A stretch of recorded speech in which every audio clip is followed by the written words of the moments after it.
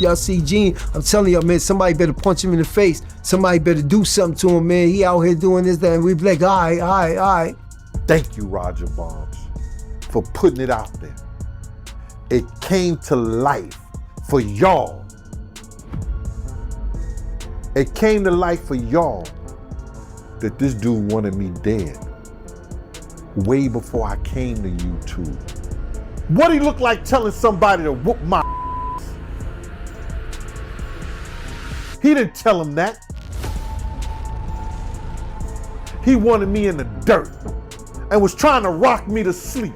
Gene Deal has been everywhere lately. Interviews, podcasts, live streams, dropping bombshell after bombshell about Diddy's darkest secrets. He's pulling back the curtain on the bad boy era we were never meant to know about. But even as he talks, you can tell Gene moves carefully, like a man watching his back, because he knows exactly how much power Diddy holds, and how far he'll go to silence someone. And here's where it gets chilling. Roger Bonds, Diddy's former head of security, just admitted he was once ordered to do the exact same thing. Take out the people who crossed Diddy. That doesn't just back up Gene's story. It makes everything 10 times more dangerous. This isn't gossip. This is a man who lived inside that world, who saw the darkness firsthand. Now warning that the same playbook of intimidation and violence may be aimed at Gene, and the craziest part, Gene isn't even trying to start beef. He's just telling his truth. But in Diddy's world, the truth alone could cost him his life. I've been seeing this a lot online. How you feel about the people that say that you should be worried if Diddy get off? Needs something to say, bro. I'm not gonna worry about somebody that I bodyguard. I'm not gonna worry about somebody that I bodyguard. And God knows I can bodyguard myself with his blessings. I can bodyguard myself with his blessings, bro. I'm not worried about that. Nothing beats an ambush, and I know that. But I'm not worried about his shit. People just need to talk about something. They want to have something to say, man. Oh, Gene got to be worried, so like that. So, shouldn't I have been worried when he was out here on the street? When he was out here on the street, I should have been worried. Yo, bro, August the 14th, 1999, high-speed chase in Harlem. You understand? How I didn't know that he didn't send nobody after me then. Cause niggas do that shit.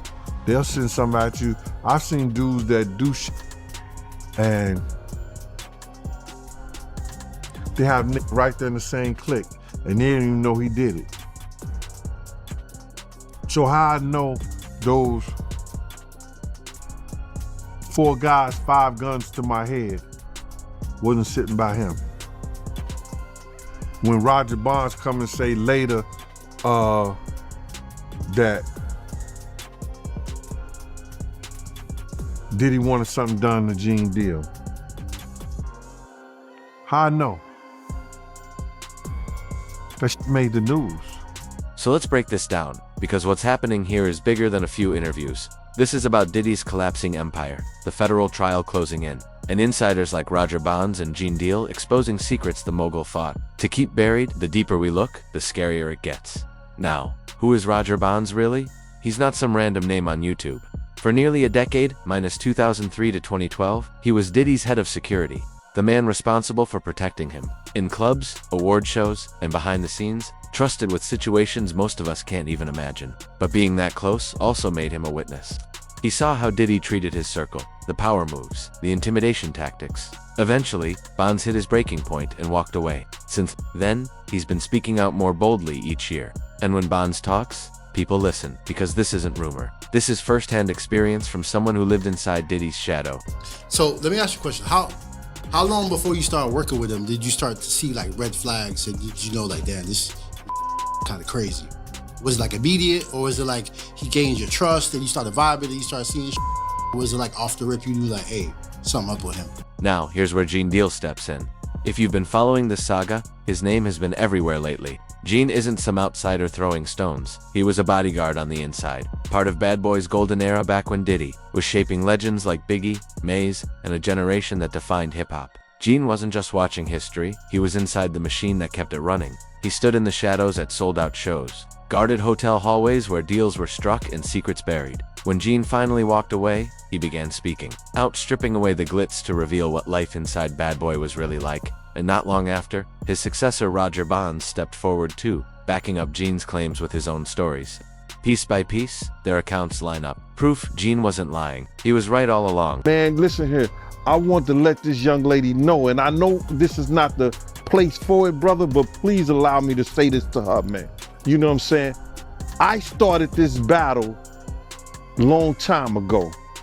And the situation is that, bruh, we already won. This was some spiritual that Pop, the spirit of Pop, the spirit of Big, the spirit of Miss Jones, the spirit of Wolf, all the people that he has done wrong, you know, so Black, all the people that he has done wrong, bruh, is coming to light. We already won this spiritual. What we going through right now with these trials and everybody, you know, with this financial situation and everything like that, all that is superficial. That's the physical part of it. The spiritual part of it was won because Big, Pac, Wolf Mother, all the people that he did wrong, bruh, you understand? They already won the battle where we were supposed to win it at. So now we just going through the physical part of it, man. And I want that girl to know, man, that she ain't gotta fear no man. She ain't gotta fear him, nobody else, man. Whenever she needs, you understand? Whenever she needs somebody to travel, to go with her, to make sure she all right, you know, I'm a phone call away, man. I'm a phone call away.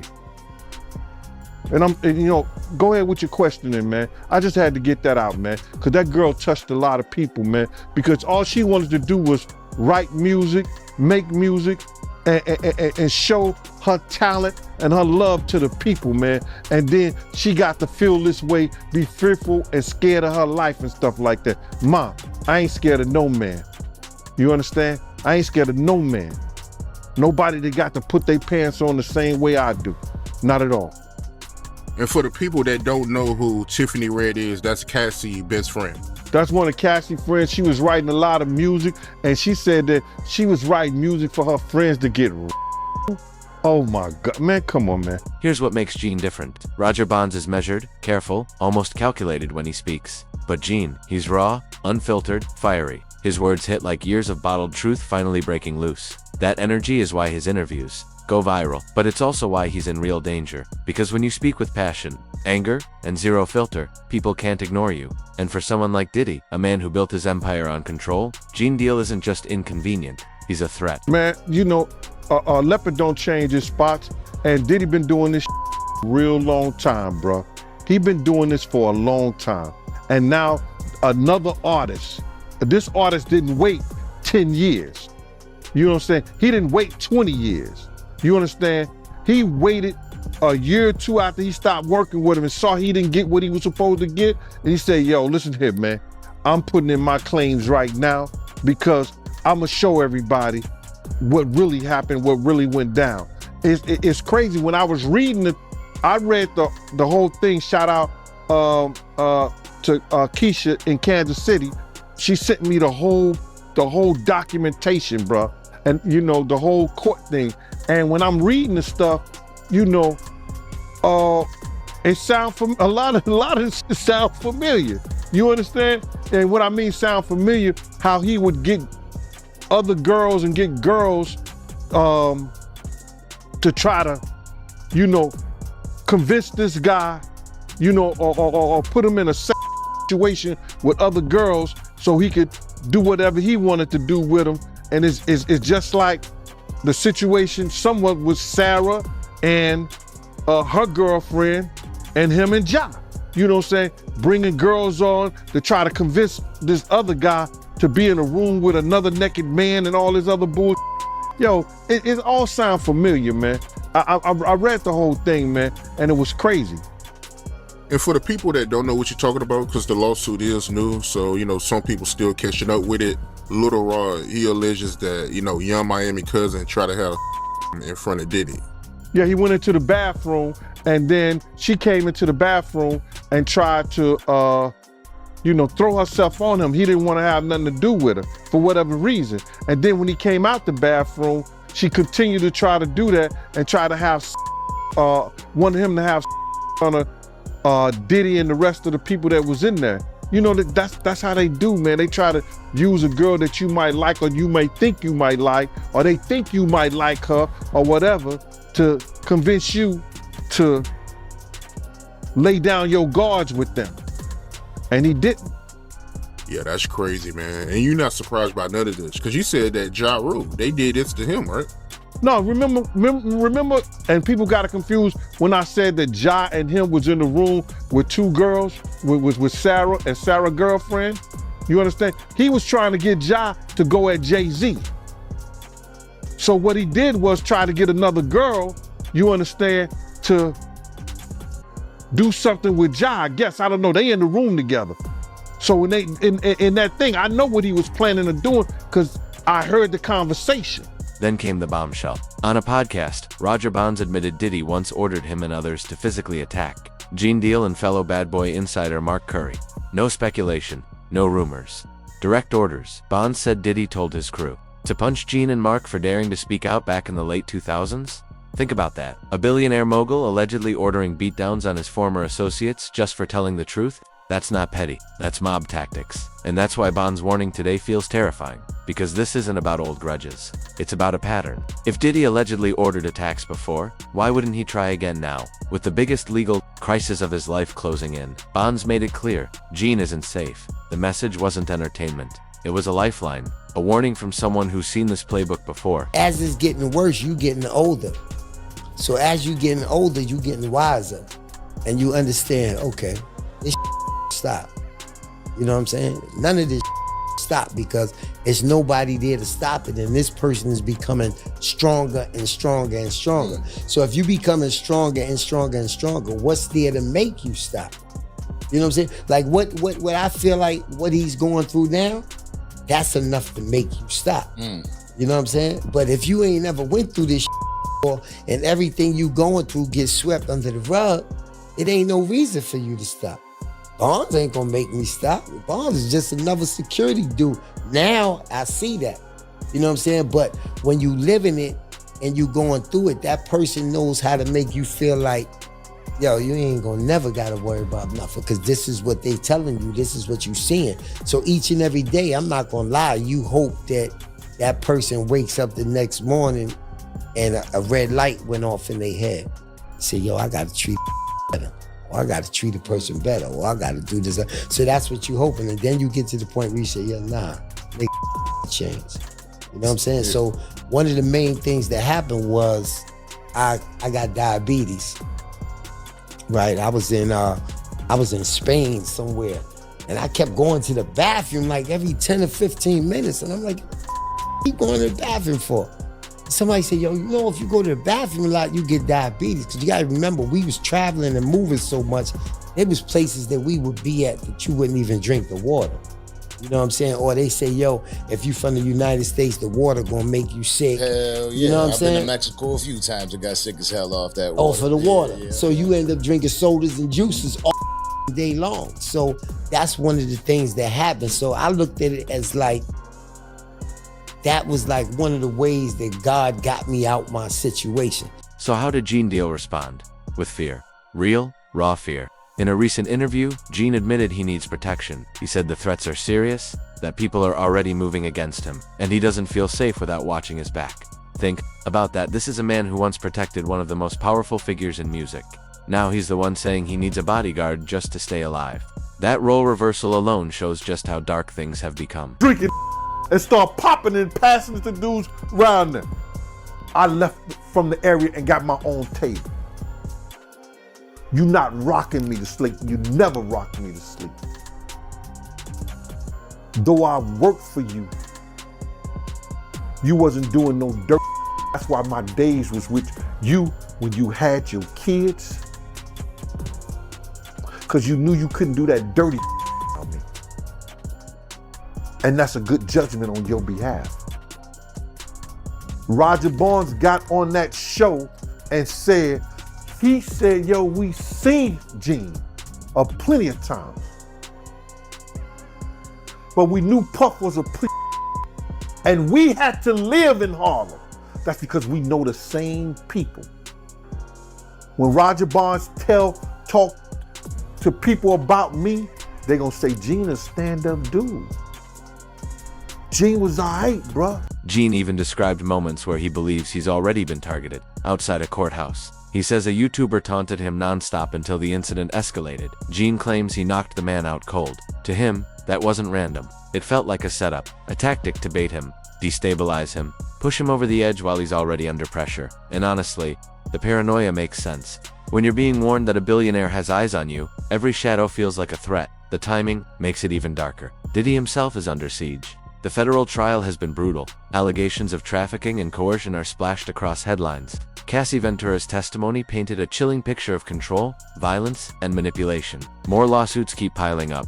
Former insiders are stepping forward. And through it all, Diddy is fighting to protect his image, his empire, his freedom. If there was ever a moment he might lean on intimidation to silence people, it's right now. Because silence could be the difference between walking free or losing everything. Roger Bonds has been blunt. He lost respect for Diddy years ago. He describes him as emotionless, someone who doesn't flinch when he hurts people. An empire, built not just on talent, but on fear. Heavy words from a man once inside the circle. And when you add Gene Deal's unfiltered testimonies to that, you see why this isn't gossip. It's volatile, dangerous, and it's tearing the veil off Diddy's empire in real time. Cause I was starting to get sick in the situation. Like I was starting to wake up in the morning, damn, B, I'm still here.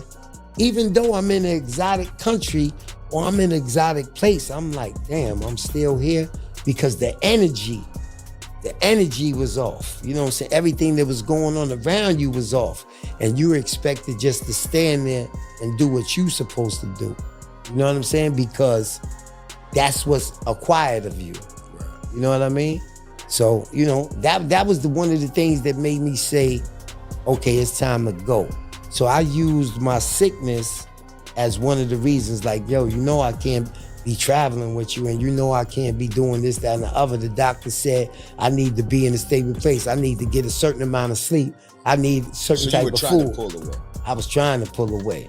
You know what I'm saying? So what I did was I found that they had an opening in Ciroc. But that visibility also makes them vulnerable. History shows what happens when powerful men feel threatened. They strike back. Retaliation has always haunted the music industry. From Suge Knight's reign of terror in the 90s to countless insiders silenced through fear. Intimidation has always lurked in the shadows. The difference now? This is all unfolding in public. Every interview, every podcast clip, every viral soundbite is amplifying the story. And that spotlight cuts both ways for Gene Deal. It's his shield, but also his biggest target. If you do something to Gene, you're gonna have to deal with Chaz, you're gonna have to deal with Slick, you're gonna have to deal with Tage people, you're gonna have to deal with a whole lot of people that love that name. And that's the politics of Harlem. Roger Bonds know the politics of Harlem. So you have a homo cats out there right now that's talking all that shit. Gene paid his dues. Because I came here and talked about the character of this dude who wanted me dead. I been knew that. He ain't saying nothing I didn't know. Y'all can find somebody else to play with. That goes to show you what kind of dude this is. Instead of coming to the table to say Big and Tupac, he said it. This is the kind of character that y'all out here saying, that y'all standing up for. People are still alive. Eric B, Big D, Suge Knight. They was gonna squash this East Coast, West Coast before Pac, before Big was dead. He wouldn't even send a representative to the table. Not a table that he ate off of. The table that he got his millions from is having his ass for dessert. No Diddy. So where does this leave us? If Roger Bonds is telling the truth, Gene Deal's life is in danger. He's been warned to watch his back. He's asking for protection. And the man he fears most is still battling for his freedom in federal court. That's a recipe for chaos. But this goes beyond Gene and Bonds versus Diddy. It's a warning to the entire industry. If this is how insiders are treated when they speak out, what does that say to everyone else? How many stories are staying buried right now because people are too scared to end up like Gene Deal? That's the real question. This is about accountability. Can the most powerful names in music keep using fear as a weapon? Or will people finally demand the truth, no matter how ugly it is? Because make no mistake, what we're watching is the slow unraveling of an empire. Every lawsuit, every confession, every interview pulls another thread loose. And when a man like Roger Bonds issues a direct warning, you know the danger is real. Bottom line, Roger Bonds says Diddy's goons are coming. Gene Deal says he fears for his life, and all of this is happening while Diddy faces the biggest trial of his career. The bad boy legacy, once glitz and glamour, is now being exposed as something much darker. The walls are closing in, the threats are more real than ever, and the fight for truth inside the music industry has never looked this dangerous. What do you think? Is Roger Bonds' warning legit? Is Gene Deal really in danger? Or is this just another hip-hop feud? Drop your thoughts in the comments. We're watching this story unfold in real time.